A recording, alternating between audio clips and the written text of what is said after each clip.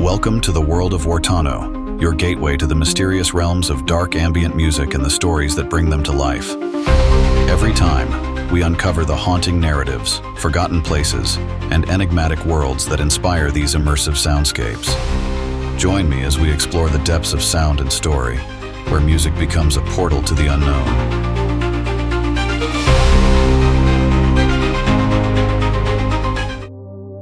Welcome, curious minds, to another deep dive. Today we're plunging into a world where mystery, magic, and some really raw emotion collide. We've got a truly fascinating stack of sources. They tell one woman's incredible journey, and then it shows how that journey is being reimagined. Completely uniform, really vibrant. Our core material comes from excerpts of Ashes in Bloom by Wartonno. It's this gripping urban fantasy novel. Pulls us right into an occult mystery in Meridian City. But here's what makes this particular dive, well, pretty unique. We also have an exciting announcement. It's about a new music project called PixelAi. And get this, it's actually turning these very stories into J-pop songs.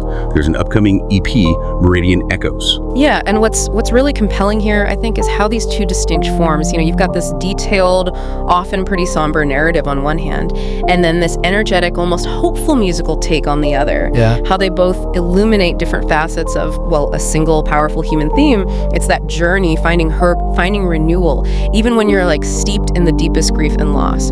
So our mission today is to unpack this layered story, find its most profound revelations, and then really thoughtfully examine how those truths translate into a completely different artistic expression. You're going to get the full emotional arc, the shocking discoveries, and then a glimpse into its vibrant, kind of unexpected new life. Okay, let's unpack Aya Lynn's journey then. It is pretty extraordinary. We kick things off in the rain-slicked Greystone district of Meridian City. Our protagonist, Inspector Aya Lynn. She's an investigator for the Occult Crimes Division. She arrives at this condemned apartment block. And it's not just, a fire scene. The description says it's permeated with the acrid tang of burnt timber and sodden ash. Grim.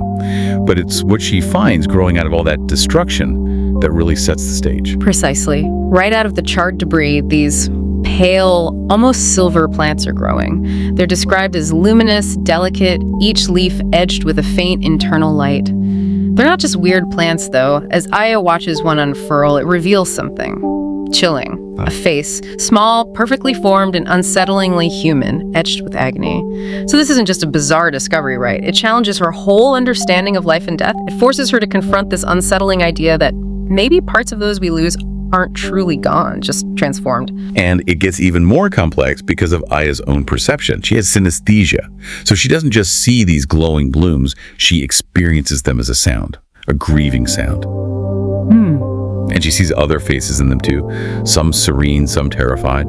Plus, she senses the zoom-in, this mystical energy, the city's lifeblood. She senses it as a maelstrom of chaotic energy right there. Her internal mantra becomes key here. Patterns don't lie. People do. This ability she has, sort of hear grief and see energy, it's central to how she investigates. It really is, and that initial shock, it deepens significantly. Aya finds one specific bloom smaller than the others, and it feels different. A profound, quiet melancholy, and then it whispers her full name, Aya Lynn, directly into her mind. Freezes her blood, the text says. The face isn't just any human face, it's her mother's face. Younger, softer. Her mother, who's supposed to be 15 years gone. So this isn't just a mystery anymore. It's a direct, agonizing challenge to her own loss. It blurs everything: memory, reality, the supernatural. Yeah, the implications are just staggering. Her mind, it says, sputtered, choked on the impossibility. You can feel it. Then she's immediately confronted by Captain Thorne, her boss. He just dismisses the blooms, calls them a biohazard, a mutated fungus. Wants the site cleared and neutralized, typical procedural stuff. But Aya, right, driven by this impossible vision of her mother, she stands firm. She insists the zoom-in signatures are unprecedented, that these specimens require careful study. That moment feels pivotal. It sets her against authority while she's grappling with this deeply personal, almost unthinkable truth. And the science, initially it kind of backs her up, but then takes an even darker turn. Dr. Thorne, botanist from Meridian University, examines a petal, confirms the cellular structures are unlike anything I've ever encountered, not terrestrial. Okay, weird. But the really chilling discovery comes later. Genetic sequencing. These things are part plant, part personed, fused genetically with Homo sapiens DNA. Each bloom contains distinct human genetic markers. This isn't just an anomaly, it's like a fundamental violation of life as we know it. And for Aya, it's this direct, agonizing echo of her past. It suggests something profoundly unnatural happened there, an intervention. Okay, so with those shocking scientific facts established, it's just mind-blowing. Aya takes one of these greystone blooms to the archive of anomalous flora. She goes to see archivist Chior Ankin. He's an old friend of a Dr. Chen who vanished. She's hoping for answers beyond just science. Right, and Sarah's reaction is immediate. It tells you a lot. He senses something deeply unnatural, says, This is not a natural bloom. It resonates with old sorrows. Then he brings out these ancient texts, specifically the Facies Mortis Floris, or the more forbidden one, Corpse Bloom Requiem. Heavy stuff. These legends, they suggest the blooms aren't just plants, they're vessels, holding the echo of a soul bound to the earth by an event of profound trauma or by Zumanist rites left tragically unfinished. Each bloom, he explains, supposedly holds a last moment, a captured essence. And what's insightful here, I think, is how this lore explains the why. The purpose behind something so grotesque. It's like a way to prevent the finality of death, but with a horrifying cost attached. Wow. And that lore becomes terrifyingly real, like instantly. Aya gets a frantic communication from Officer Miller back at Greystone. The blooms are decaying, fast, turning into gray mush. But worse, they're releasing spores, causing mass hallucination. First responders are seeing loved ones, the ones that they've lost. We hear about Officer Davies seeing his dead wife Maria, Henderson seeing his grandfather's old wooden soldier. This isn't just some random zoom-in side effect. It feels like a directed psychic assault. Exactly. It's weaponizing grief itself, dredging up the deepest, most vulnerable parts of people's pasts. Aya's initial decision, to protect the site, it now feels like a lead weight. The chaos is unfolding because of it in a way. It really highlights the ethical tightrope you walk with this kind of powerful, volatile magic. The story skillfully shows how personal trauma can be exploited on a much wider scale, creates this really visceral sense of dread. So, as Aya is trying to make sense of Dr. Chen's old notes things about Zuman symbiotic flora, she is hit by this vivid vision, sees her younger self, maybe 16, knocking on the door of that Greystone apartment back when it was intact. She even smells cheap apple shampoo. Wakes up with a gasp, tasting ash, her watch frozen at 7:17 a.m. And this chilling thought hits her. The glyphs aren't talking to me, they're talking through me. Okay, she starts wondering, is it the zoom-in twisting reality, or is it the slow, inevitable fracturing of my mind? That personal connection to the site, it's obviously far deeper than she could have guessed. Oh, absolutely. Profoundly personal. She can't sleep, retrieves this book, the pattern codex. The glyphs in it seem to shift and writhe. She starts sketching the bloom, the apartment layout, looking for patterns, desperate. And this leads to another vision, even more harrowing. Her younger self again, Serene this time, holding a burning matchstick and igniting the Greystone fire. She wakes up with this brand of impossible guilt just seared into her mind. That revelation is a total gut punch, right? It shifts the mystery from outside forces to Aya's own buried past, forces her to question her identity, her role in the whole tragedy. So despite Captain Thorne ordering her, stay away from Greystone Lynn, she goes back at night, driven by instinct. She finds these unusually thick roots coming from her mother's decaying bloom that lead to a crack in the floorboards. She goes down a crude ladder into this hidden subterranean chamber. The air down there is thick with old zoom-in and a profound sorrow. And this hidden space, it turns out to be a secret illicit hospice. The details are really unsettling. Makeshift cots, surgical tools, including a bone saw with teeth like a shark's. Yikes. Broken vials with dark, viscous liquid, some with an iridescent green sheen. Chlorophyll mixed with something else. Blood-stained bandages with green-black smears. This wasn't just a hideout. It was clearly a place where desperate, unsanctioned rituals, steeped in zoom-in, were performed. Far from any normal healing, paints this picture of desperation, forbidden practices, the lengths people might go to defy natural laws. And at the heart of it all, there's a stone altar, covered in complex spiraling glyphs. When Aya touches it, her synesthesia just explodes. Visions of robed figures chanting, the glyphs glowing sickly green.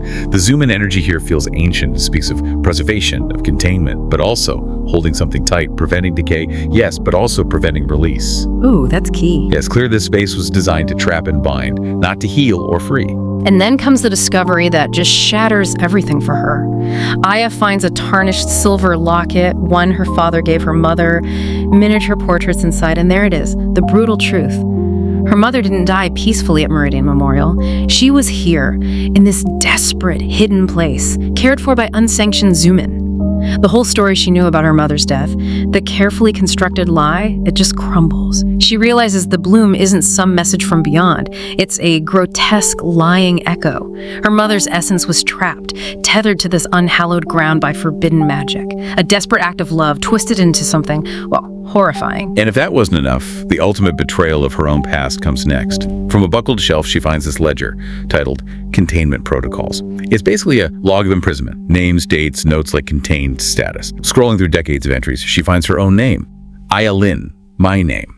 Next to it, a date that matches her childhood illness, and this chilling note. Subject Aya Lin, age 7. Prepared for containment, echo signature faint but viable. The implications, just huge. They are huge, and they completely shift Aya's understanding of her entire life, her whole existence. Prepared for containment for a 7-year-old. It means she wasn't just sick, she had died. And somehow, using these same illicit zoom-in rituals, these glyphs, they pulled me back, that's how she frames it. Her soul, yanked from whatever lay beyond, was tethered again to a failing body, resurrected. All her lost time, those fragmented memories, they're revealed as the seams of a life restitched, a soul imperfectly returned. It throws everything into question, doesn't it? What truly makes up her identity? Is her life even her own, or is it a product of this arcane meddling?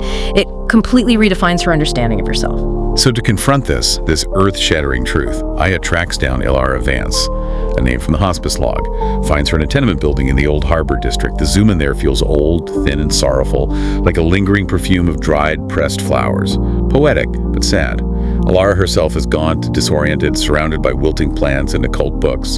Initially, she denies knowing anything about Greystone or any flowers. But then Aya puts her mother's locket on the table, and something clicks. A spark of painful lucidity returns to Alure's eyes. She recognizes the locket's owner. Gianna, she says, the one with the sad songs. And Allure confesses, we thought we were saving them from the void, from the forgetting. And then she drops the full truth about Aya. You were just a child, so much zoom in even then, like a star burning so fiercely. We pulled you back from the edge. It's not just exposition, is it? It's the unveiling of this profound, desperate act, driven by love, maybe, but also this refusal to let go, shows the deep moral ambiguity of it all. Allure then explains that Aya's mother, Gianna, she agreed to the zoom-in binding, agreed to leave a part of herself anchored, an echo for you to find, should you ever need her. She knew the risks. She did it for you, little star. And that phrase, little star, that was her mother's childhood endearment for Aya. It just fractures her composure completely. Wow. Yeah, it's that moment where a mother's sacrifice, meant as love, is revealed as this tether, this profound, almost suffocating burden. And this leads Aya to the crucial question, the one weighing on her. Can she be freed? Allure confirms the zoom-in bond is fading. So Aya faces this impossible choice. Sever the bond, let her mother's essence finally disperse, or replant the bloom in some hidden zoom-in sanctum for fragile eternity. That choice really encapsulates the story's core theme, doesn't it? The nature of grief, letting go versus clinging on, the ultimate act of liberation. And with that devastating truth laid bare, Aya makes her choice. She takes the fading bloom to a special place, a place of quiet power by the Gosglass River, somewhere from her childhood.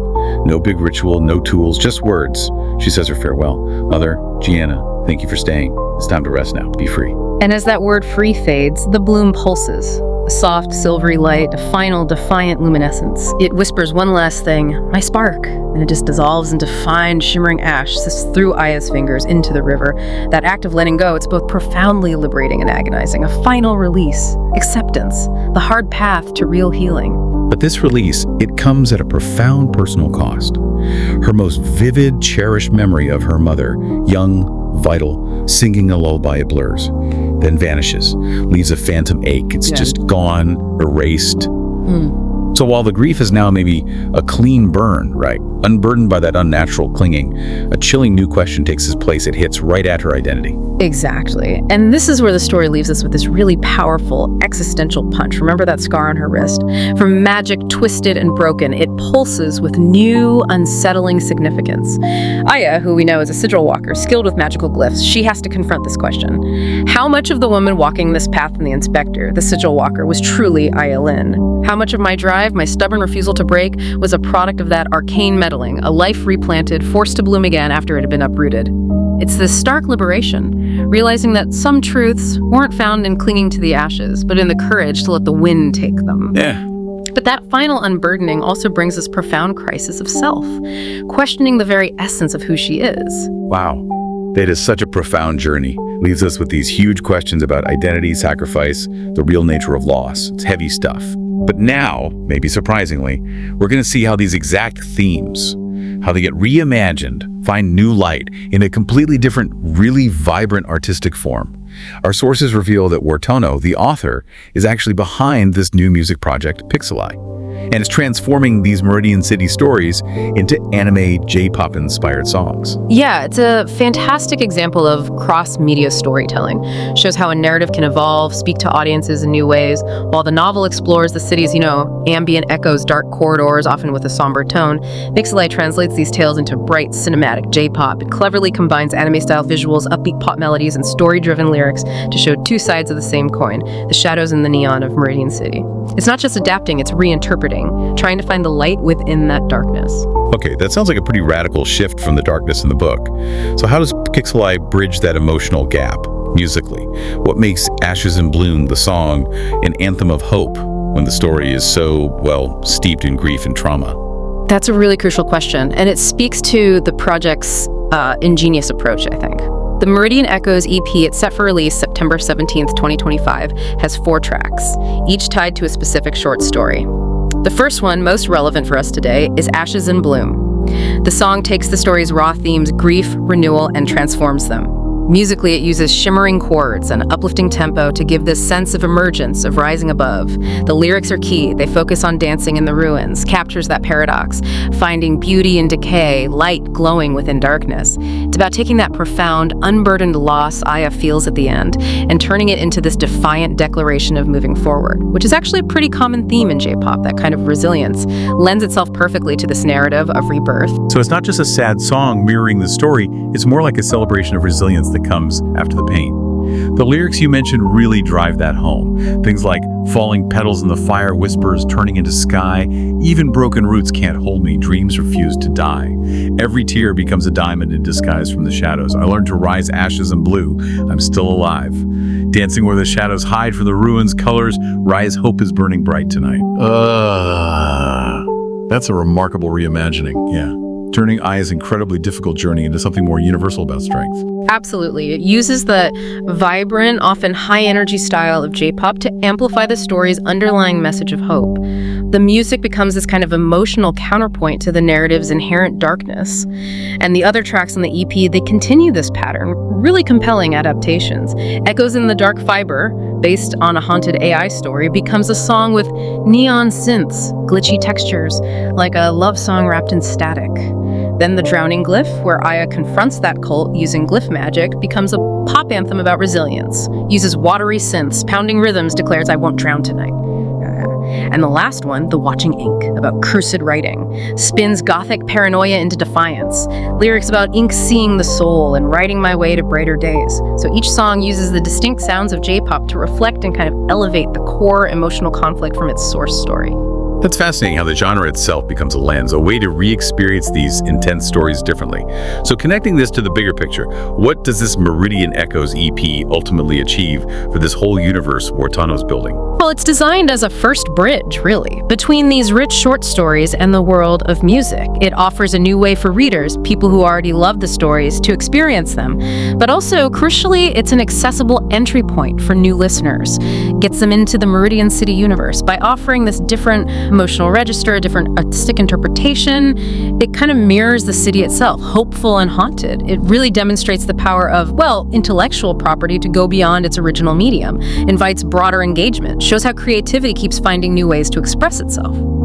So what does this all mean for you, our curious listener? We've journeyed with Inspector Aya Lin through some immense personal trauma, a chilling occult mystery, from that initial shock of the face blooms to the devastating truth of her own resurrection, her mother's sacrifice, and that ultimate unburdened loss she finally embraces. And then we saw how that same complex story gets transformed into sparkling, hopeful J-pop.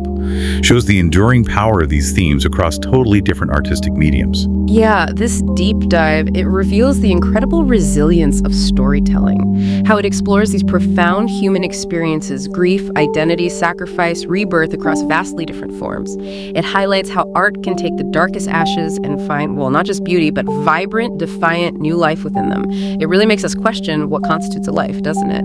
And how much of our own identity is shaped by forces seen and unseen, by our past and by the choices we make to release or to cling on. Whether you choose to delve into Wartonno's original urban fantasy stories or explore the luminous soundscapes of PixelAi's Meridian echoes, you're experiencing a truly unique blend of shadow and neon. It's a testament to how narratives can evolve and resonate. And as you reflect on this incredible tale, here's maybe a final thought for you to chew on. If life can be replanted, if a soul's echo can persist beyond death, then what fragments of your own past, or maybe even your future, are quietly blooming in the forgotten corners of your own life, waiting to be discovered, or perhaps finally set free? Thank you for joining us on this deep dive into the fascinating world of Ashes in Bloom and the Meridian Echoes. We hope you found some surprising facts, maybe some fresh perspectives, and plenty of those aha moments. Thank you for tuning in to the World of Wartonno. We truly appreciate you joining us on this journey through dark ambient music and the stories that fuel its creation. Stay curious, and we look forward to exploring more mysterious worlds with you next time. Visit wartonno.com for more.